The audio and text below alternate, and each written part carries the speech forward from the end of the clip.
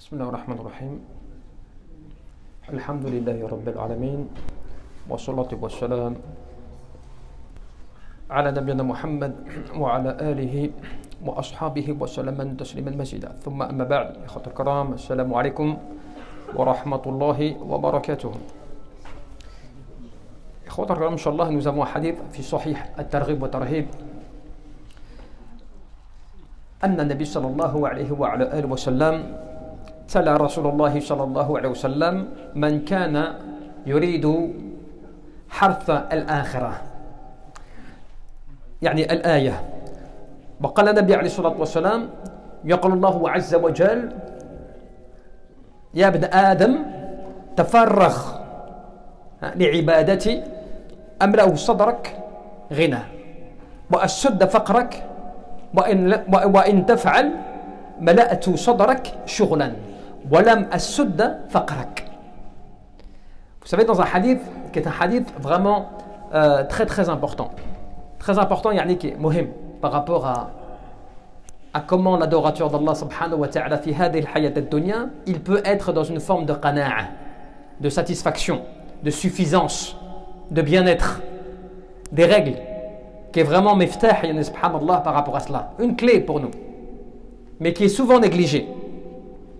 Le hadith où le prophète sallallahu alayhi wa sallam nous dit, il a récité déjà le verset où Allah Jalla fi'ula rappelle dans ce verset coranique, celui qui désire man kana yuridu harfa al-akhirah, celui qui désire l'au-delà,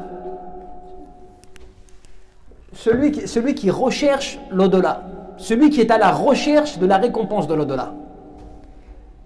Le verset, eh bien Allah subhanahu wa ta'ala dans un hadith qudsi divin, Allah Jalla fi'ala dit: ô fils d'Adam, si tu te consacres à mon adoration, eh bien je vais remplir ta poitrine de richesse et je vais te fermer la porte de la pauvreté.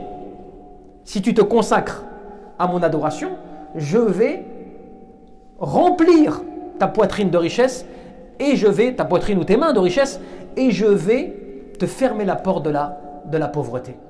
Par contre, si tu ne fais pas cela, je vais remplir ta poitrine shurlan, de préoccupation. Je vais te remplir le cœur de préoccupation, de soucis, et je ne te fermerai pas la porte de la pauvreté. Cela veut dire, subhanallah, que en réalité, nous, on est responsable que dans nos cœurs, dans notre personne, soit on est bien et Allah Jalla fi'ala nous facilite, soit on va se compliquer la vie et on va souffrir, on va lutter pour essayer d'avoir des miettes de ce bas monde. Des miettes de ce bas monde, on va lutter. Alors qu'Allah Jalla fi'ala nous dit, si tu te consacres, tafarrakh li'ibadati, tu passes ton temps, tu te consacres, cela ne veut pas dire que tu ne travailles plus. Cela ne veut pas dire que tu délaisses tes affaires mondaines. Cela ne veut absolument pas dire cela. Cela veut dire que ton cœur, il est attaché à Allah subhanahu wa ta'ala. Ton cœur, il est en relation avec Allah azza wa jal à chaque fois dans ce que tu fais. Et c'est pour ça qu'on va expliquer ce que les ulama nous disent. Les ulama, pour bien comprendre le hadith et que l'on ait, alhamdoulilah, al-mafhum al-sahih, la bonne compréhension.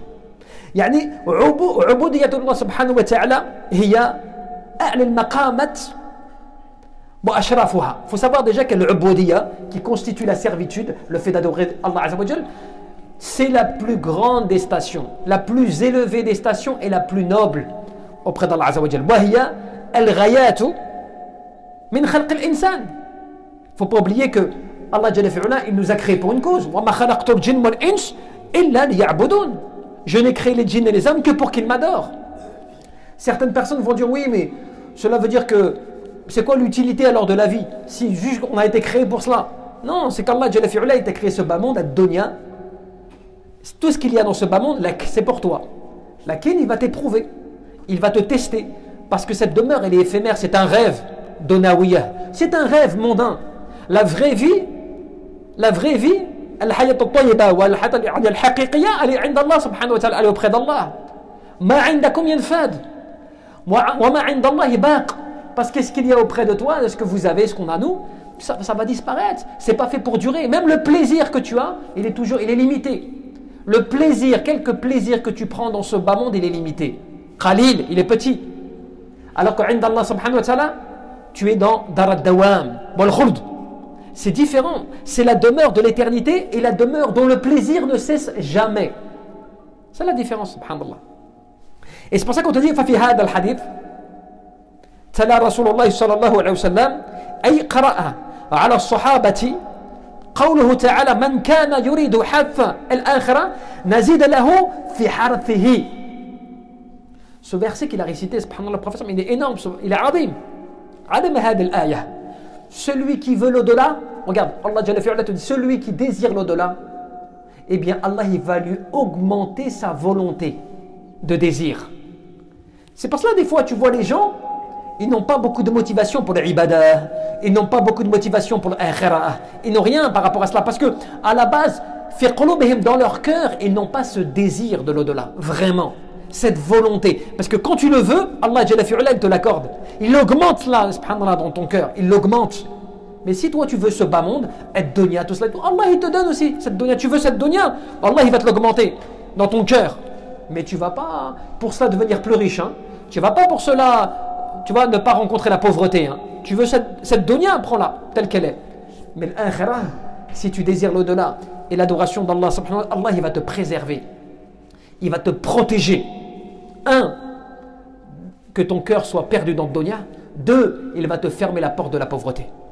Et c'est comme ça, subhanallah, والمعنى من كان يريد بعمله الآخرة نزيد له في عمله الحسنة. Subhanallah. Celui qui veut l'au-delà, de quelle manière? Avec les œuvres. C'est pas simplement tu dis, comme nous la plupart du temps, des fois certains d'entre nous on dit, oui c'est vrai moi, alhamdoulilah, qu'Allah il nous accorde al-Jannah, qu'Allah il nous pardonne, qu'Allah il nous... Mais dans ta vie tu vois que Khalil, tes œuvres elles sont peu, tu fais pas beaucoup d'œuvres. Dans l'ibadah, tu te consacres pas beaucoup à Allah Azza wa Jal, mais en même temps tu as beaucoup de désirs.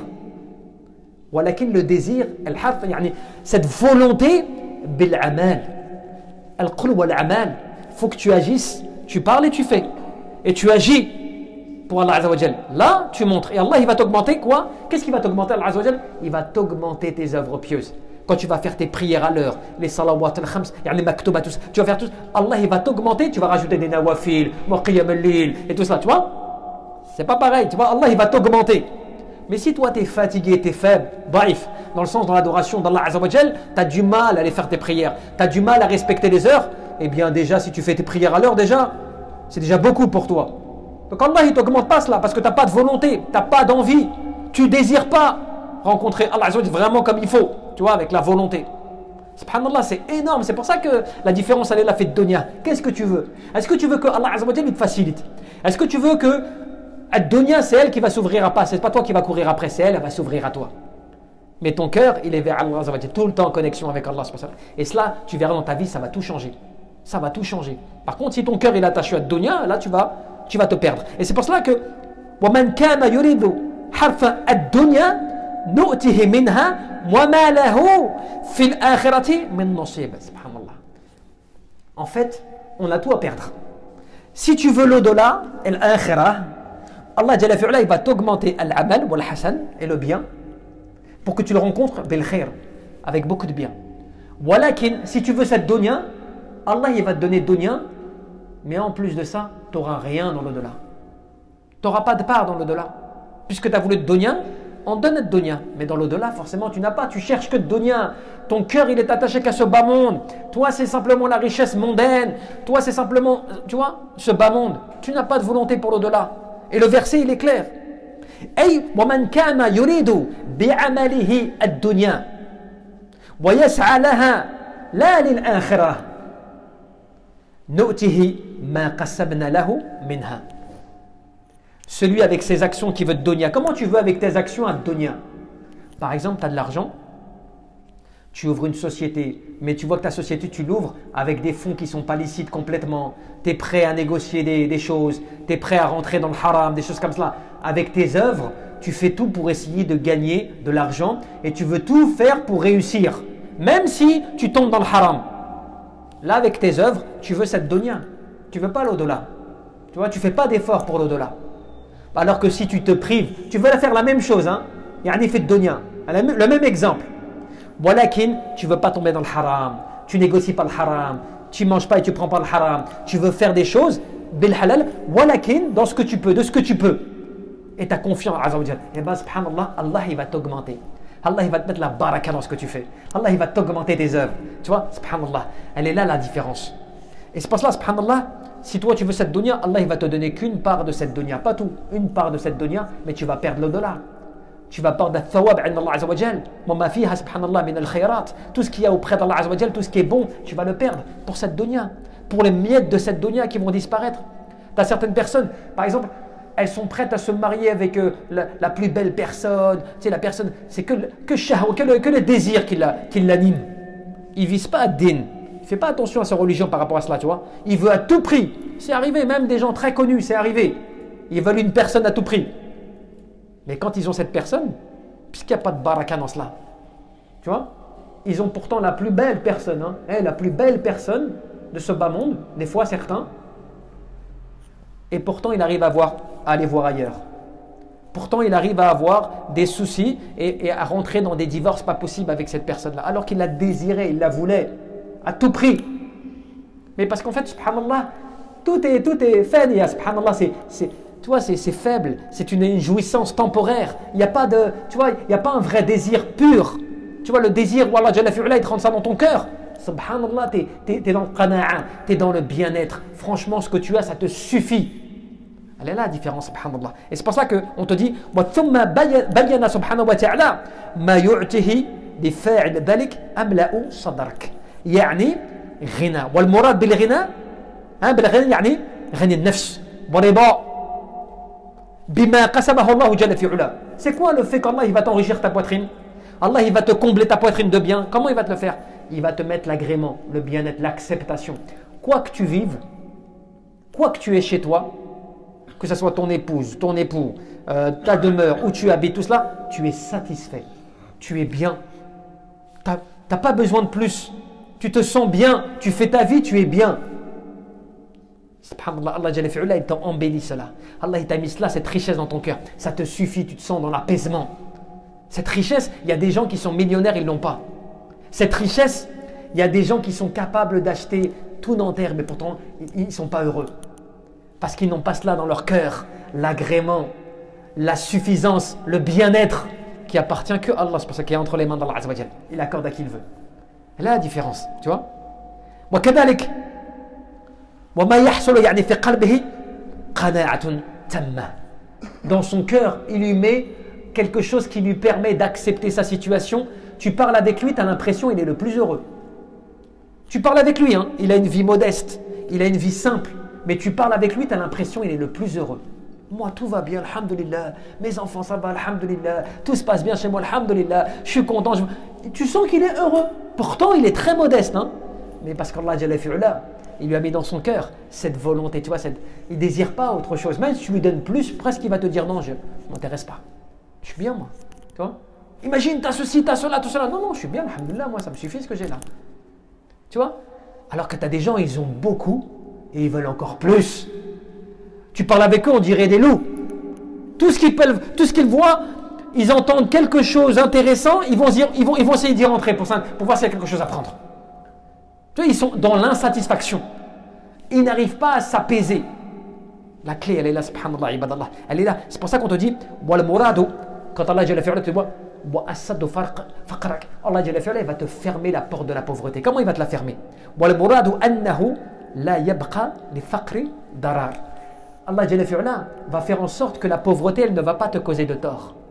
Si même tu as un petit peu, si même tu n'as pas beaucoup d'argent, elle ne va pas te causer de tort. Tu sais, tu es dans le minimum, tu n'as pas beaucoup, mais tu es bien. Tu ne te sens pas, tu vois, vraiment dans la limite, tu vois, dans le besoin. Tu as peu, mais tu te sens bien, subhanallah. Pourtant, il y a des gens, ils ont 5 fois plus que toi, mais toi, tu es bien. Cette pauvreté que tu as, Allah, il t'a fermé la porte. Tu ne te sens pas pauvre, tu ne te sens pas dans la pauvreté. Tu te sens bien, subhanallah. Il y a le secret. Tu sais, c'est quelque chose, personne ne peut te donner cela. Cette satisfaction dans le cœur, personne ne peut te le donner cela, subhanallah. Tu vois? Mais par contre, tu as la menace à cela. وَإِلَّا تَفْعَلْ وَيَعْنِي وَإِنْ لَمْ تَفْعَلْ ما أمرتك به من التفرغ للطاعات والعبادة. Si par contre tu n'obéis pas, tu n'adores pas Allah, tu ne vas pas dans l'adoration, tu ne te consacres pas à l'adoration, tu vas pas dans l'obéissance à Allah Azza wa Jal, ben, qu'est-ce qui va se passer? وأثرت الدنيا على الآخرة ملأت صدرك شغلا. Et que tu commences à donner beaucoup plus d'importance à cette dunya qu'à l'au-delà, Allah il va mettre dans ton cœur la préoccupation. Et c'est cela, ibadallah, il suffit de voir les gens qui n'ont pas cela, ça se voit, ya ibadallah. Tu vois qu'il a pourtant ce qu'il faut, hein. Tu vois, il a un bel appartement, il a tout ce qu'il veut, il est marié, tout. Mais tu sens qu'il n'est pas bien, il est toujours dans les soucis, toujours dans la préoccupation, il n'est pas apaisé. C'est toujours, tu vois, c'est toujours chez lui ou dans sa vie ou dans son cœur, c'est toujours des tremblements. C'est jamais calme. Toujours dans le ham, les angoisses, les soucis, la tristesse, il n'est pas apaisé. Parce qu'Allah Jalla fi'ula a mis cela dans son cœur. Et en plus de cela, Allah Jalla fi'ula ne lui ferme pas, te ferme pas la porte de la pauvreté. Tu sais ce que cela veut dire? C'est que tu as de l'argent, tu es bien, pourtant tu as l'argent, hein. Tu as de l'argent, tu travailles et tout, mais Allah Jalla fi'ula, toujours devant toi, il met la pauvreté. Tu as toujours peur que tu vas perdre ton argent. Non, je vais perdre mes économies. Non, je fais attention à mon compte bancaire. Ah non, si j'achète ça à mes enfants, c'est pas bon, je vais perdre. Tu vois, tu es tout le temps en train de calculer. Pourtant, tu as, hein. Mais tu n'es pas rassuré. Tu n'es pas dans le M, tu n'es pas dans la sécurité. Ton cœur, il est perturbé, il est troublé. Et tu as oublié que la clé, elle n'est pas dans l'argent, elle n'est pas dans le pouvoir, elle est auprès d'Allah Azza wa Jal. Et Allah, il nous a donné la réponse, elle est là. Elle est dans les versets, elle est dans le hadith. Mais nous, on oublie, tu vois, on laisse, on délaisse. Et c'est comme ça que les ulama, pour terminer, qu'est-ce qu'ils nous disent? Ils nous disent que, par rapport à cela, qu'est-ce qu'il apprend ce hadith? هذا الحديث حث والترغيب في العبادة وترك الاشتغال بالدنيا. La conclusion, elle est là. Ce hadith, il te motive et il t'encourage à adorer Allah Azza wa Jal, à faire de l'adoration maximum et à ne pas t'occuper de ce bas monde, mais de t'occuper de l'au-delà. Et juste pour terminer, comment tu fais? Même quand il n'y a pas de métier pour cela, il ne faut pas être chômeur, hein? Faut pas être genre, j'ai pas d'occupation, j'ai pas une grande responsabilité, je suis pas, tu vois, pour faire ça. Non, même celui qui est au plus haut niveau, il peut s'occuper de cela. Il fait son travail, il fait tout ce qu'il a à faire, mais son esprit, son cœur, il reste toujours attaché avec l'au-delà, avec Allah Azza wa Jal. Ses prières, il ne les manque pas de l'heure. Tu vois, quelle que soit sa fonction, il s'arrête pour ses prières. Il fait sa petite lecture, il fait ses adhkar du matin et du soir. Il a sa petite lecture Coran, même quelques versets dans la journée. Ba'dul ayat, il va les lire. Quand il a un petit peu de temps, il va se rappeler. Son Jumu'ah, il ne le rate pas, il essaie de ne pas le rater quand il peut. Dès qu'il a une occasion, il va à la mosquée. Son cœur, il est attaché, subhanallah, à l'adoration. Tu vois, il ne faut pas être rien faire dans sa vie pour pouvoir faire cela. Non, il faut que simplement ta vie, hein, tu vois, elle tourne autour de l'adoration d'Allah Azza wa Jal. Pourquoi on a un problème nous sur ça? Parce que nous, c'est l'adoration d'Allah qui tourne autour de notre vie. Tu as une vie et tu fais tourner autour de ta vie l'adoration d'Allah. Quand tu peux, tu vas à la prière. Quand tu peux, tu vas au Jumu'ah. Alors que tu peux, mais quand tu ne vas pas tout le temps, tu vois, tu négliges. Parce que ton adoration d'Allah Azza wa Jal, elle tourne autour de ta vie. Alors que normalement, ça doit être le contraire. C'est l'adoration au centre et ta vie qui tourne autour de l'adoration. C'est pas pareil. C'est une grande différence. Parce que quand ta religion, ton adoration, elle tourne autour de ta vie, tu vas commettre plein de péchés. Parce que tu vas négliger ça, tu vas manquer cela. Parce que c'est ta vie la priorité. Mais quand c'est le contraire, quand c'est l'adoration et ta vie qui tourne autour de cela, tu vas faire attention à tout. Tu vas être comme un radar. Un radar. Même quand on va t'appeler, viens me voir, viens, on va manger. Tu vas calculer, attends, si je viens, est-ce que salat, il y aura salat, on va prier où, comment, tu vois, tu calcules. Ton esprit, il est connecté avec l'adoration. Pourtant, tu fais ta vie, hein, mais tu es connecté avec l'adoration. Si je vais là-bas, si je prends des vacances, mais si je vais en vacances, comment ça se passe là-bas? Attends, c'est un pays comment? Est-ce qu'il y a beaucoup de fitanes ou pas? Est-ce que ta vie, elle est organisée par rapport à l'adoration. Là, ça change tout dans ta vie. Tu vois? Là, c'est une clé, ibadallah, qu'il faut développer parce que ça, on a résumé. Il y a beaucoup de sujets sur ce sujet. Tu vois? Wallahu a'lam wa sallallahu tabaraka wa ta'ala. أن يرزقنا الإخلاص في القلب والعمل والنية. اللهم نسألك الهدى والتقى والعفاف والغنى والسداد. اللهم ربنا آتنا في الدنيا حسنة وفي الآخرة حسنة وقنا عذاب النار. اللهم ربنا لا تزغ قلوبنا بعد إذ هديتنا وهب لنا من لدنك رحمة إنك أنت الوهاب. اللهم نسألك الجنة ونستأجر بك من النار. اللهم نسألك الجنة ونستأجر بك من النار. اللهم نسألك الجنة ونستأجر بك من النار. وصلى الله وسلم وبارك على عبدك ورسولك محمد. بارك الله فيكم والسلام عليكم.